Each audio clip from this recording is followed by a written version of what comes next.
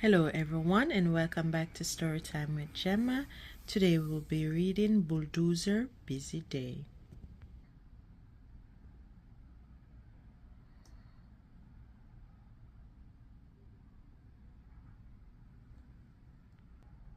The sun rises over the construction site. That's how I know morning has come. It's time for me to get to work. No stopping until my many jobs are done.